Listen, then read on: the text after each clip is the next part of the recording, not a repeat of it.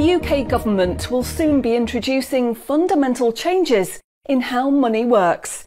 The changes are being planned by central banks around the world, including the UK's central bank, the Bank of England. These changes, once introduced, will affect everyone.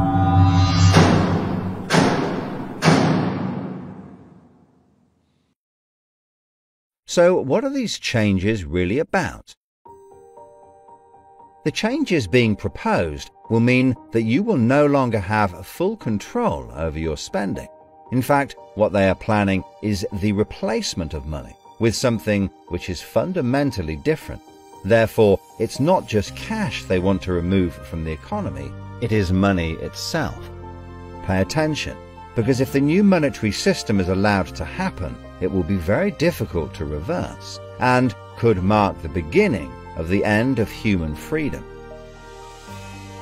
In order to explain the changes that are being planned right now for your tomorrow, let's explain a little bit about how your money works today. Let's imagine that John decides to buy his daughter a birthday present from Argos. He chooses the product he wants, then pays £50 using his debit card. You might think that £50 is immediately transferred from John's bank account to Argos's bank account. But this is not what happens. A record is created showing that John's bank owes Argos's bank £50, and John's account will even show that the money has left his account, but the actual transfer of funds does not occur at the time of purchase. John's £50 purchase is one of about 50 million UK transactions that occur every day, and although in each case the account may show that the money has been transferred, the actual movement of funds between the banks only occurs once every day. Every 24 hours, all the payments made to and from each of the UK's 300 plus registered banks are added up to determine how much each bank owes the others. The Bank of England, which is the central bank that all other banks in the system are connected with, derives the total amount that each bank owes and is owed for that day. The Bank of England then intermediates and exchanges funds between all the other banks. So the Bank of England does not know anything about John or the £50 he spent on his daughter. John's money is just a tiny part of a huge transfer of funds. This means that the only organisation that can see what John does with his money is his own bank. The central bank cannot see what John spends his money on or when he spends it, and John's bank is under an obligation not to share details of his spending with anyone. This means that, rightly, there is a good degree of anonymity and privacy over what John decides to spend his money on. This, in turn, means that a government or central authority, such as the Bank of England, cannot directly restrict John when he uses his debit card, because it has no visibility of what John is doing with his money. If John had paid for the present with £50 of cash, then the purchase would be completely anonymous. Nobody, including John's bank, would know what he had spent his money on. So, cash transactions are truly anonymous, and debit card transactions have a high degree of anonymity, because only your bank can know about them. So, what is this new system? The name of the new system is called Central Bank Digital Currency, or CBDC. It sometimes has other names, such as smart money. Here's how it works. Let's imagine that John, again, decides to buy his daughter a birthday present from Argos. His mobile phone has a smart money wallet or app on it, from which he pays £50 for the product. The app communicates directly with the central bank, the Bank of England, and the money is transferred from his digital wallet to Argos's digital wallet in less than a second. The transfer of funds occurs at the time of purchase, and the transaction is recorded and approved by a centralized computer system on a centralized blockchain. A blockchain is a special computer program that records information very reliably and cannot be amended. The centralized computer system runs continuously and can deal with hundreds of transactions per second as they occur throughout the entire economy. processing all of the public's purchases being made by millions of digital wallets. This sounds fantastic and is so much quicker and simpler than the old system. But there is a fundamental difference, which is that all transactions are centralized in real time as they happen. In other words, one system will be able to know about every single digital transaction in the economy as the transactions occur. This is the critical difference with the new digital monetary system that everyone needs to be aware of. All transactions are centralized in real time as they happen.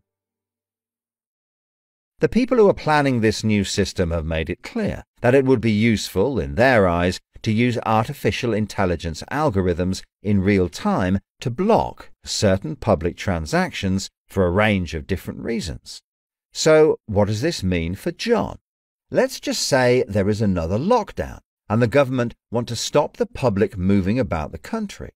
With this new system, they could introduce a simple change. That would mean John's wallet would only work if he was located within a certain distance of his own home. Argos is 2 miles from John's house, and he decides to go and buy his daughter a birthday present. He attempts to pay £50 for the product with the app. The app communicates directly with the Bank of England's computer system, and the system rejects John's payment before it is made, because the system knows that John is 2 miles from his own home, and John's wallet has been limited to spending within just 1 mile. John cannot now buy anything unless he moves closer to his own home. His money is now useless if he wants to go anywhere. Why doesn't John just use cash? That would be a good solution for John as long as cash is still in use. So, how might this new system be introduced? The Prime Minister called an emergency meeting today to discuss the unprecedented slide into economic recession in the UK and global economies. Inflation is out of control, and high interest rates are causing thousands of house repossessions. All cash points and over-the-counter cash services are now frozen, and millions of people face losing their life savings as a number of high street banks are declared insolvent. The government and the Bank of England are accelerating the introduction of a new central bank digital currency, which all bank customers in the UK will be able to receive in exchange for their existing money, which in many cases is now unobtainable from their bank accounts. The government say that the new digital money will help the economy recover from recession and will be used to bail out public and corporate money currently held in millions of bank accounts by banks that are at the point of collapse.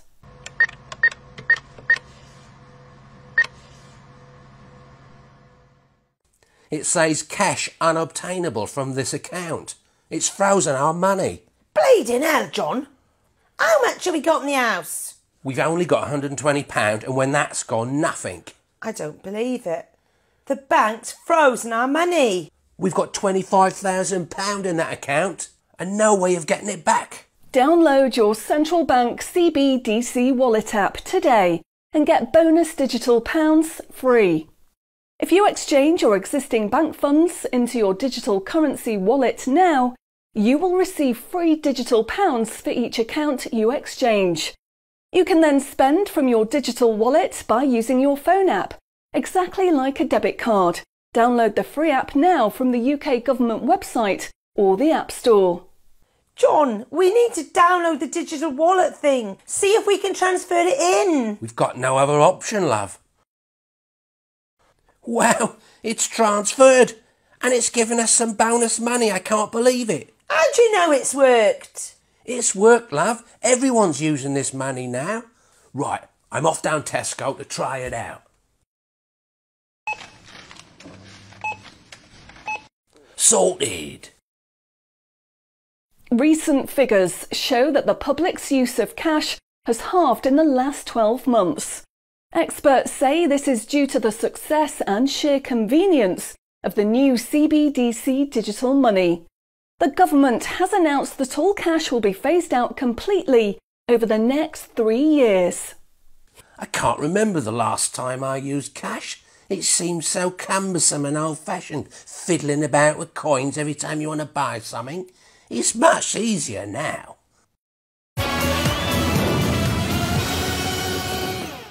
Have you seen the remote control, love? Look what I found. Remember these? What are you going to do with that? Well, I don't know. Look, why don't we keep it? I'll put it in a picture frame. My name's Charlie.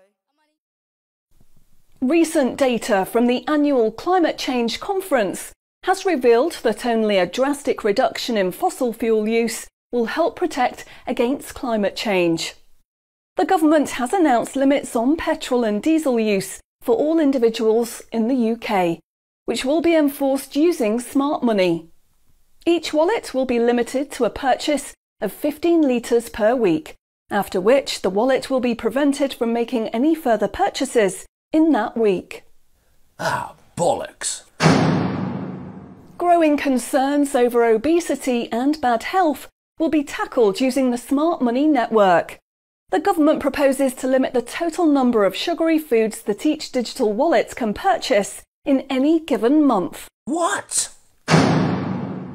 Experts say that the new pandemic, which is 10 times more contagious and deadly than coronavirus, can only be defeated by minimising all human contact and staying home as much as possible. In order to enforce this, all digital wallets will only work within 1 mile of the address at which they are registered. Shopping times will be staggered so that you can only make purchases for a 2-hour period each day. All non-essential item purchases will be rejected. Jesus Christ. The government, in a move to stimulate growth in the economy, is trying to ensure that all benefit money paid out to the public is spent within an appropriate time period. From the 1st of August, all benefit payments, including the new social credits, should be spent within 2 months of receiving them. Benefit money will expire and be of no use if it is not spent within the 2-month period. Blimey, they're putting a shelf life on money. Vaccination uptake for the latest pandemic is now at 95%. Anyone who has not been vaccinated will have restrictions placed on their wallets. For the 5% unvaccinated, spending will only be allowed at certain times and within 1 mile of home. Certain goods, such as alcohol, travel tickets and restaurant purchases, will not be available for those who have not been vaccinated, and their digital wallets will not work outside of the UK. Wow. Concerns are growing over people who grow and supply their own food outside of government-approved companies. The government will be restricting the purchase of all seeds and other farming products for anyone that is not a registered farmer. What are they doing that for?